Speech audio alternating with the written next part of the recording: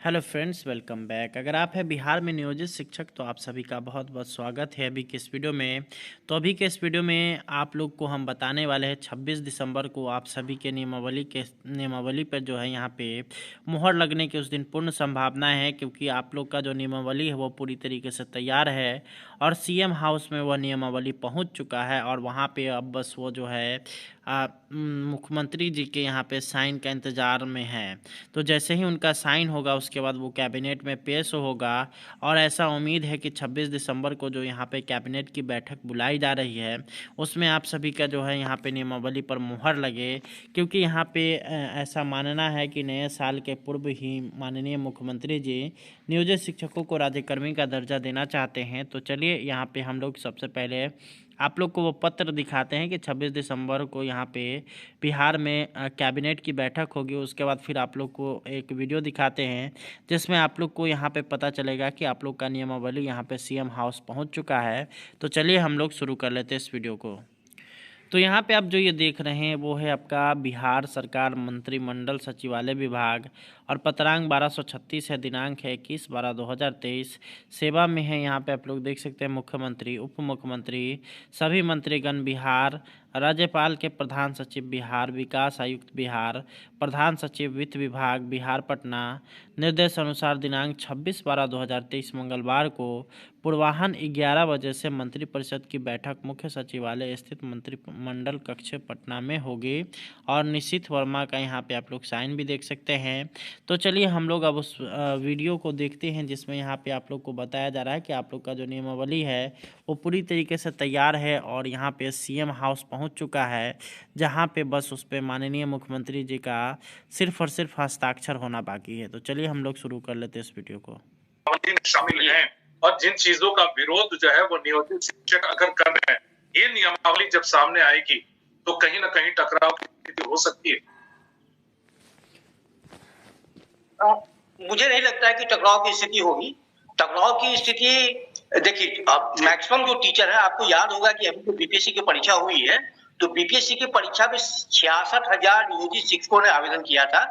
यानी 66,000 शिक्षक बैठे थे और उस 66,000 में 28,815 टीचर पास किए। आपको बता दूं कि इस बार जो बीपीएससी ने सेकंड फेज की परीक्षा ली है, इसमें नियोजित शिक्षकों की संख्या 1 लाख के करीब है जिन्होंने बीपीएससी की परीक्षा दी है।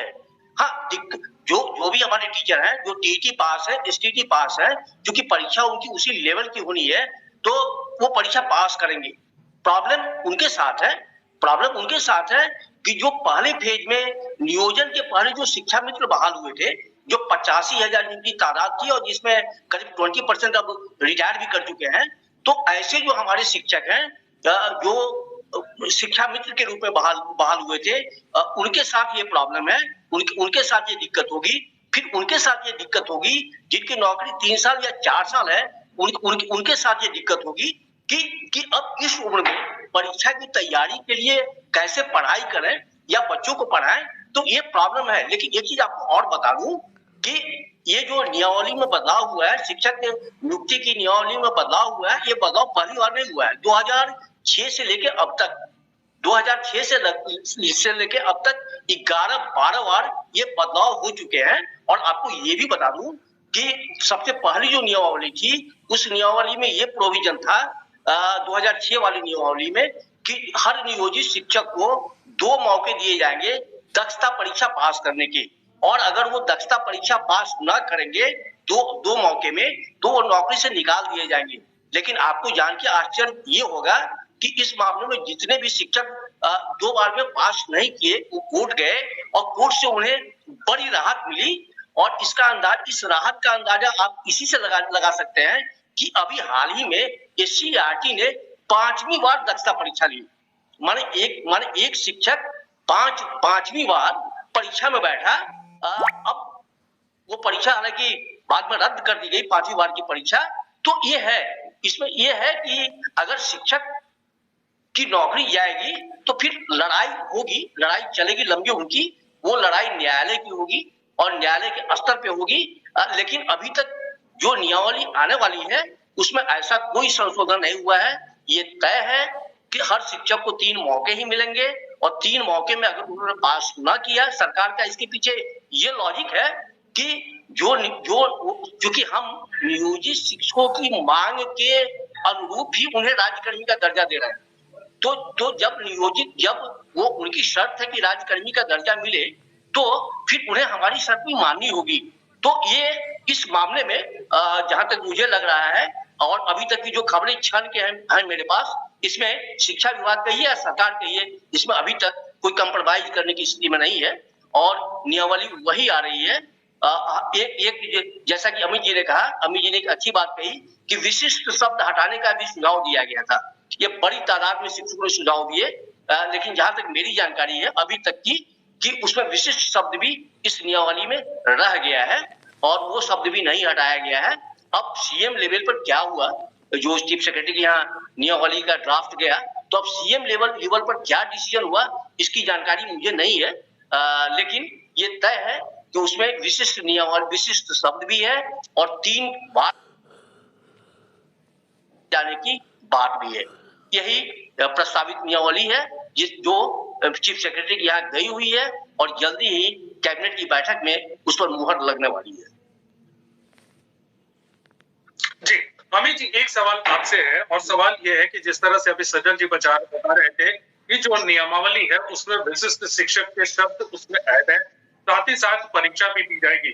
मुझे याद है कि जिस समय मुख्यमंत्री ने ये घोषणा की थी, उस समय नियोजित शिक्षकों की तरफ से ये कहा जाता है कि बिना परीक्षा लिए नियोजित शिक्षकों को राज्यकर्मी का दर्जा दिया जाए।